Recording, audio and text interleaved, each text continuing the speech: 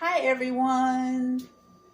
Okay, today I'm going to talk about some of the first forms of life that have been living here on this earth. Okay, that started here on this earth and they're still here today on this earth. And what I'm speaking of is bacteria and yeast. Yes, bacteria and yeast. Okay, so kombucha is a drink that I've been drinking for over a decade, 10 years or more.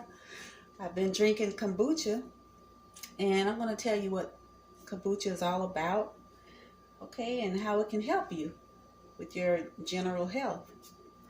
All right, so first of all, kombucha is a probiotic. Okay, it has good yeast and good bacteria in it, and what it does, it helps boost your immune system. It helps to fight off the bad bacteria and help restore, your good gut flora and boost your immune system. All right. So the first time I ended up, working with kombucha, what I did was I bought some kombucha from the store and I created my own. Well, I let the mother grow on the kombucha, and I'm going to show you what I did. Okay, now let me put on some gloves so I can show you something. All right. This it's not very attractive, but it's very beneficial to our health. Like anything, it's just anything new that you try, just make sure you're not allergic to it. If you have reactions to it, just discontinue eating it, drinking it, whatever. So take care of yourself. But this is called the Scoby, or the mother. It's kind of a gelatinous feel to it. It's kind of gelatinous and it looks slimy, but it's not slimy. Yeah, kind of rubbery texture. But we also call this a Scoby. All right, a Scoby, also known as the mother, is a symbiotic culture of bacteria and yeast. All right. So now what I did when I bought my first bottle of kombucha from the store, what I did was, I'm gonna leave this on for a minute. I bought the kombucha and I put my hands in. I'm making a mess. I put my hands in something I wasn't ready for yet. Give me a second. But what I did was I went ahead and I bought the kombucha. Paper towel. Excuse me. I got the kombucha, and then pretend this is the store-bought kombucha. Actually, this is the last bit of what I had, so I'm getting ready to make some more. And I got a glass, little mason jar glass, and I poured the kombucha in the glass, like so. Okay, and what I did was I filled it up to the top. I put some sugar in it. This is brown sugar. All right, and I mixed that up. I'm gonna use the back of this wooden spoon. I mixed that up. But see, because the store-bought kombucha, you'll see the residue at the bottom of the bottle. That's some of the residue of that mother, okay? All right. After I did that, what I did was I got some, see, I don't got molasses on this. I got a paper towel, because, or you can use a rag, because it'll be breathing. This is a living thing, and it breathes. As it eats on the sugar, it creates carbon dioxide, and it becomes carbonated. So it releases carbon dioxide. It starts, it starts breathing. And I put a rubber band around the top to keep any little flies or anything that might try to get at the sweet liquid here. And I put it under the cabinet in a dark place, and I forgot about it for a couple weeks. When I came back to check on it, there was a small little mother, similar to this. See, this is a small one. So it started to form a mother on the surface of the liquid. And from that moment, I started using that as the primary mother, and it created more babies, more little Scobies, and I've been, using this for years. And this Scoby here is an old one. This is more than 5 years old, and I still use it. Okay. All right. So that's how you can get started. You have to have your mother started in order to make your kombucha. Okay. Now I'm gonna put that aside. We're gonna make some kombucha. All right, y'all. Okay. So kombucha, it loves the tannins in tea, and black tea specifically. So what I did, I boiled 2 bags of black tea. Now this is black tea, plain black tea. Make sure you read your ingredients. Turn your package around in the back. Make sure that black tea is the only ingredient that you see on that package. Okay. Some of them come with flavors and different flavors, fruity flavors and stuff. And you don't want to use that one. Okay. Use plain straight black tea. All right. So I'm going to put this to the side, and I use a glass vessel to make my kombucha in.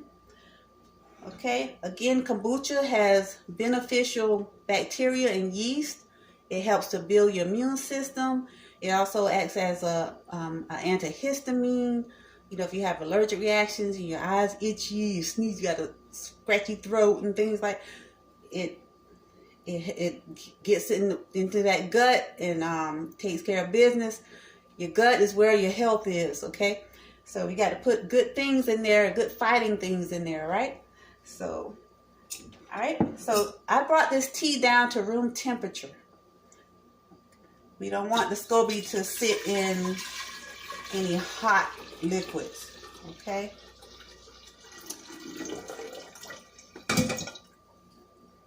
All right. Okay, let's move this to the side. Okay, and I'm also going to add some more water to try to, just fill this up a little bit better. Okay, and get a little bit more. All right. So, black tea is what you're going to use. There are many forms of drinks like this, but I'll do another one later about a different drink. I'm going to try to get this vessel kind of full, okay? A little bit more. All righty.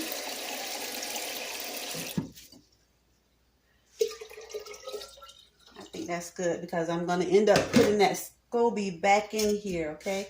So I brought it down to room temperature. Still kind of warm, but not that warm, okay? I have 1 cup of brown sugar. You can use white sugar if you want to. White sugar will work as well. So I'm going to put the 1 cup of brown sugar in there. All right. And also, I'm going to add some molasses. Molasses is going to add iron to the drink, okay, and some other like B vitamins. Now, kombucha, it has B vitamins, a host of many bacteria and yeast that are good for us, and the number of them, they outnumber the plain yogurt that you will find in the stores. It's a powerhouse of it's a powerhouse probiotic, okay? So I'm going to put in some molasses. Okay. Try to get some of this in here. Alrighty. Okay. Right. And okay, so we have our brown sugar in here, molasses.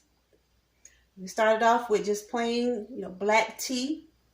Brought that down to room temperature. Okay. And I'm going to stir this up. 1 cup of sugar is enough for me. You might want to sweeten it a little more to your taste. It's okay. Long as the mother has something to eat on and it feeds on that sugar and turns this into something totally unique. Okay. So I want to get this in first because what's going to go in last is that mother. All right, the Scoby. Here she is. And the older she is, they're like layers of more Scobies and, are attached here. She kind of multiplies, but at a slow rate, okay? If you have her out at room temperature, what you'll see in your vessel is more Scoby getting ready to grow on the top of your liquid. All right. I think that's good enough. All right. Now remember again, this is a living thing and it breathes, okay? So if you make it in something and you have a lid on it, you're going to have to burp her every day.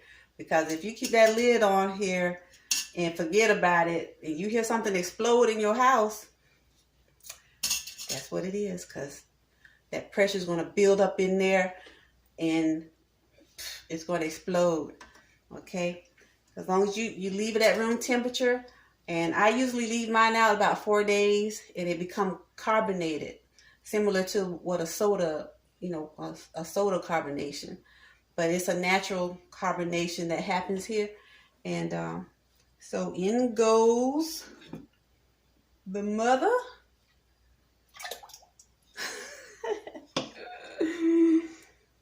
And I'm going to get some of that old juice. Okay. It's all good, y'all. It's all good. And I'm going to put that baby in there. Oh, okay.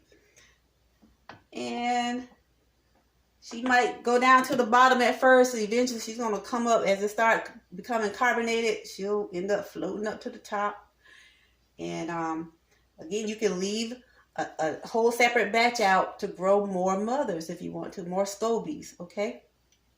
So, all right. And that's it. So what I'm going to do now, I'm going to cover it up. This is a paper towel. You can also use, if you have a cloth, you just want to make sure she can breathe, okay?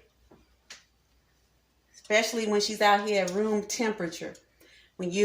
After those 4 days or 5 days, when you can test the cup, you can drink some. This is a tab. See the tab here? Just get you a drink, see if it's carbonated enough for you. And once you hit that, that threshold for your liking, put her in the refrigerator, and that slows down, her feeding on the sugars. It slows her down, and so you should be okay. I still leave something on the top so it can breathe even when it's in the refrigerator. But if you close her up and when you're refrigerator, you should still be okay. It shouldn't blow the top off. So it slows down that carbonation, activity. Yeah, so I'll just go ahead and I'm going to cover her up